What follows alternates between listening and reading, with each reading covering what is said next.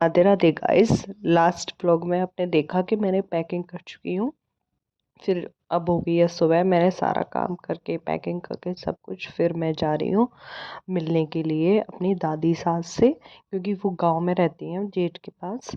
और मैं उनका घर दिखाती हूँ आपको। जेठानी, दो जेठानी है मेरी, उनसे मिलने के लिए। ये बड़ी वाली का घर है, बड़ी वाली जेठानी का, मेरी जिसके साथ मैं 10 साल रही हूँ। 10-11 साल साथ में रहे हम। मेरी बीच वाली जेठानी है, मेरे बड़े जो बीच वाले जेठ हैं वो पहले ही अलग हो गई थी मेरी शादी के टाइम पे। उनका घर मैंने दिवाली पे दिखाया था, जस्ट इसके पीछे है, इतना ही बड़ा उनका है। और अब मेरी जेठानी बोल रही है, मैं उनसे मिल रही हूँ ना, दादी अम्मा से, तो बोल रही हैं कि देख ले, ऐसा ना हो कहीं तुझे मरी मिले 4-5 दिन बाद फिर आना पड़ेगा तुझे।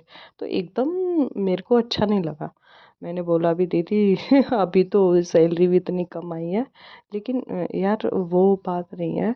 एकदम से जाते टाइम एकदम हर्ट सा होता है। और क्योंकि हमें आने जाने में इतनी दिक्कत होती है भाई, इतनी परेशानी उठानी पड़ती है। और लेकिन वो उन्होंने मजाक में बोला है। वैसे वैसे वो बहुत अच्छी है। और हमें बोल रही है, बहुत रोई थी, बच्चों से बहुत प्यार करती है, बहुत लगाव है उनका बच्चों में। अब हम मिलने के बाद जा रहे हैं अपने घर। और घर में सब लोग घर जाने के बाद मैंने करी है खाने की पैकिंग, क्योंकि खाना ज़्यादा टाइम ही पैक करना था। मम्मी ने पूड़ी रखी है, मैंने लड्डू वगैरह सब एक बैग में डाले हैं। फिर आ गई हमारी गाड़ी और हम जा रहे हैं। तो मेरी मम्मी थोड़ा इमोशनल होने वाली थी, हमारी वजह से नहीं रो रही थी वो, लेकिन लड़का रोने लग गया। तो सबको देख के उनके आंसू निकल जाते हैं। शायद कोई कितना किसी कभी किसी की परेशानी को देख के इतना जल्दी मेल्ट होती है, वो बहुत जल्दी रोती है। और कोई बीमार हो तो बहुत, बेटा ये करो वो करो, बहुत केयर करती हैं सबकी। और उनको छोड़ना बहुत मुश्किल है, लेकिन क्या करें। वो हमारे साथ में भी नहीं जा सकती, क्योंकि दादी सास है, उनकी केयर करनी पड़ती है। फिर आ गए मेरे पापा हमें रास्ते में से लेने के लिए। हमें स्टेशन पे जाना है, स्टेशन पे छोड़ के आएंगे। और मिलने के लिए भी आए थे, मेरा भतीजा है। और मेरी बेटी का बहुत लगाव है इसके साथ। ये मैं कह रही हूँ मैं गोदी में ले लेती हूँ, लेकिन नहीं, दीदी के पास जाना है इसको। भाई सामान छुड़वाने आया था, क्योंकि बहुत सामान हो जाता है।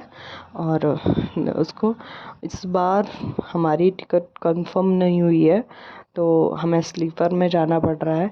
एसी की 4 टिकट करवाई थी, चारों की चारों वेटिंग में थी और कंफर्म नहीं हुई।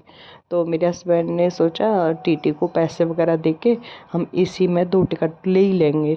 लेकिन इतना भीड़ थी, बहुत ज़्यादा, बहुत ज़्यादा, बिल्कुल पैर रखने की जगह नहीं थी। मतलब बुकिंग कंफर्म होने के बाद भी इतनी भीड़। बेटी अपना बोल रही है मैं अपनी प्रोजेक्ट उसका उसको कंप्लीट कर लेती हूँ। तो वो सेकंड डे रात में थोड़ा हस्बैंड को मुश्किल हुई, और जैसे तैसे हमने निकाल ली रात। वो बोले मेरे को तो ड्यूटी देने की आदत है, मैं तो कर लूँगा, तुम बच्चे और तुम अच्छे से बैठ जाओ। फिर हम पहुंच चुके हैं घर, क्वार्टर में फाइनली आ गए हैं। और एक भैया आए थे हमें लेने के लिए। और फिर हम देखो क्वार्टर की इतनी बुरी हालत हो चुकी है। फिर हमें साफ सफाई करने के बाद नहाना धोना, फिर खाना खाया हमने।